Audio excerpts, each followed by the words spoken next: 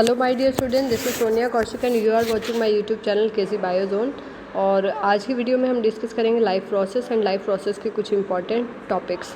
जैसे आज हम डिस्कस करेंगे nutrition and in plants and animals, autotrophic heterotrophic nutrition. So first of all chapter is life process. Life process क्या है? Life process can be defined as the maintaining process और activities needed to make any organism alive.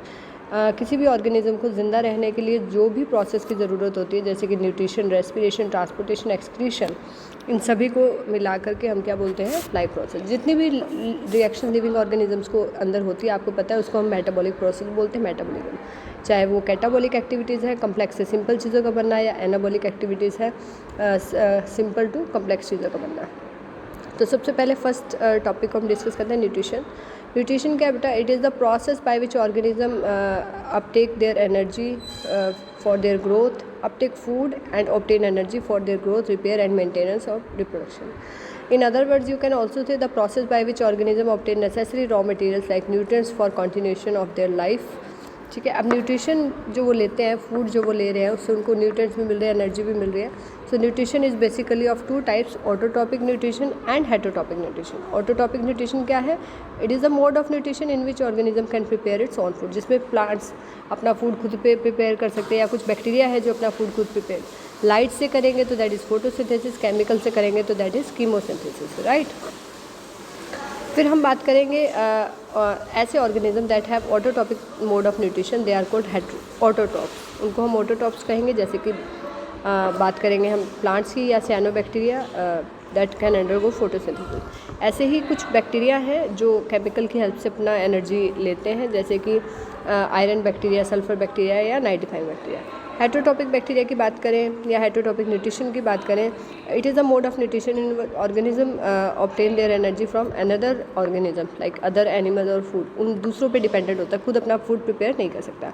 And ऐसे organism को हम बोलते हैं हेटेरोटॉप्स। क्या बोलते हैं? Heterotrophs. Then coming to the next type of nutrition, that is autotrophic again. Autotrophic मैंने आपको बताया, plants can prepare their own food, और जिस प्रोसेस से वो फूड बनाते हैं उसको बोलते हैं फोटोसिंथेसिस। आप सभी ने पढ़ा है, it is a process by which green plants prepare their own food with the help of carbon dioxide, water, sunlight, chlorophyll. Chlorophyll green colour का पिगमेंट होता है प्लांट्स के अंदर, इसी की वजह से प्लांट्स का कलर ग्रीन होता है। फोटोसिंथेसिस की रिएक्शन लिखना बहुत ही इंपॉर्टेंट है। ये 2 मार्क्स में या 1 मार्क्स में पूछी भी जा सकती है। So what will be the reaction? देखिए, कार्बन डाइऑक्साइड मॉलिक्यूल यूज़ हो रहे हैं, 6 CO2, 12 H2O, सनलाइट, क्लोरोफिल यहाँ यूज़ हो रही है। ग्लूकोज बन जाएगा प्रोडक्ट में, 6 वाटर मॉलिक्यूल और 6 ऑक्सीजन। ऑक्सीजन जो यहाँ पे बन रही है वो है बाय प्रोडक्ट। अगर आपसे पूछें what is the by product of photosynthesis, तो बाय प्रोडक्ट क्या है? ऑक्सीजन है। तो कार्बन डाइऑक्साइड फिक्स हो रही है ग्लूकोज की फॉर्म में, this is dark reaction, and water split हो रहा है यहाँ पे ऑक्सीजन में, तो दिस इज लाइट रिएक्शन।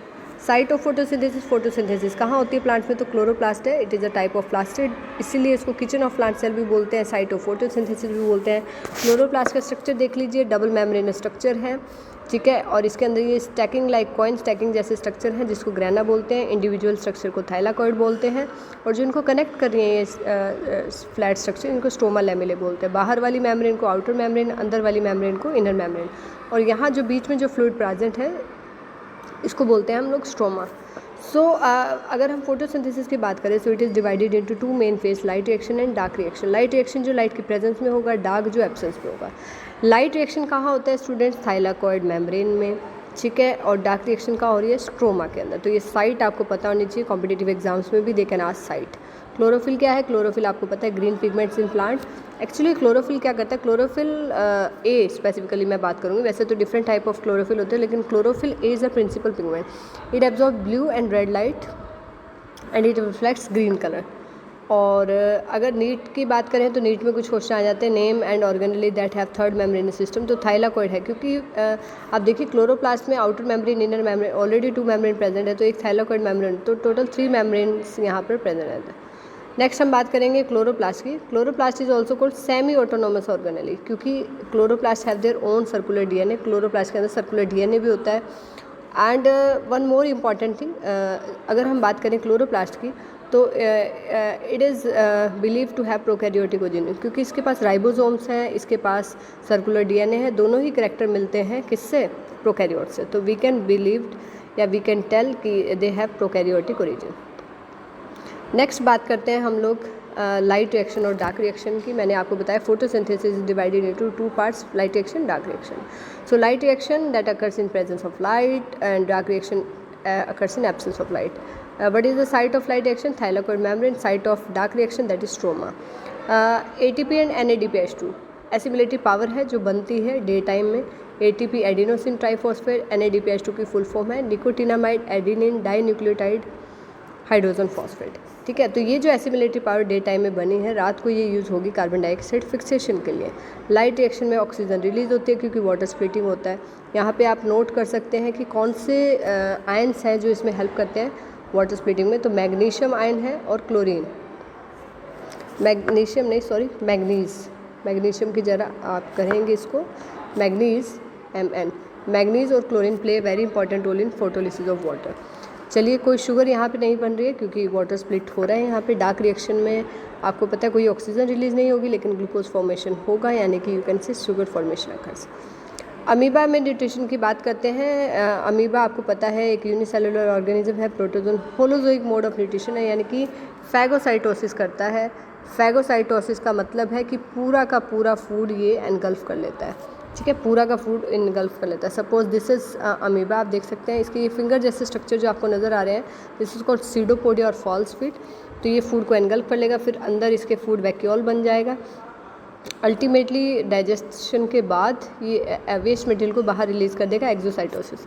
और वेस्ट मटेरियल को रिलीज़ करने के लिए भी इसके अंदर वैक्यूल्स बन सकते हैं जिनको हम बोलते हैं, कॉम्पिटिशन का क्वेश्चन है, contractile vacuole, right, contractile CONTRACTILE, contractile vacuole.